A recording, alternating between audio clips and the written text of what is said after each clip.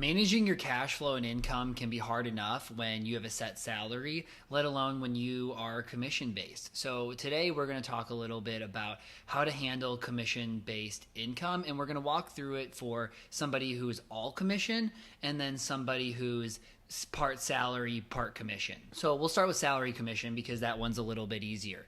So when trying to figure out how to manage your cash flow and how to save for all of your goals and plan for everything that you want to get done, sometimes what you have to do is say, hey, my salary alone is not going to be able to cover everything I want or even need. But best case scenario is you can use your salary to cover all of your needs. This could be rent, it could be your mortgage, car payments, groceries, the things that you really need to cover. And then what you need to do is you need to figure out, well, how do I then manage commission in a way to help me pay for everything else that I need to do? And the way that I found to be the best and work for the most amount of people is try to make it feel like your commission is a salary. So some people have months where they're going to make 10K in commission or 30K in commission, and other months where they might make zero.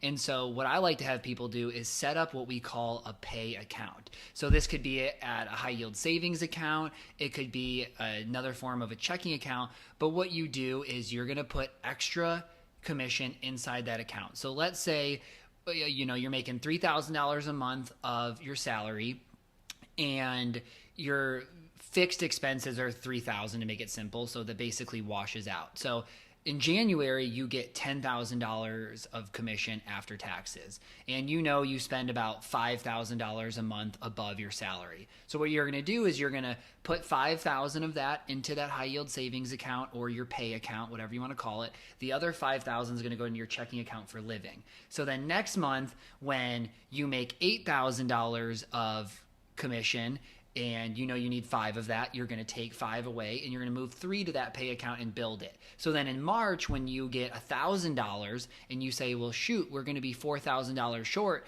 what you then do is say, okay, well, I'm going to take $4,000 from that commission account and I'm going to move it over. And then April's going to come and maybe you make $3,000. And so now you're $2,000 short. Okay, great. I'm going to pull from that pay account again. And then May comes along and you do $8,000 again. Well, great. Now I'm going to move $3,000 back over to that pay account. So basically what you end up doing is you don't just say, hey, I got a bunch of commission, I'm going to throw it in my checking account, I'm going to end up overspending. But what you're going to do is you're going to create yourself a salary through these extra commissions. That is what I found to be the best approach. And this can also be applied to if you're 100% commission.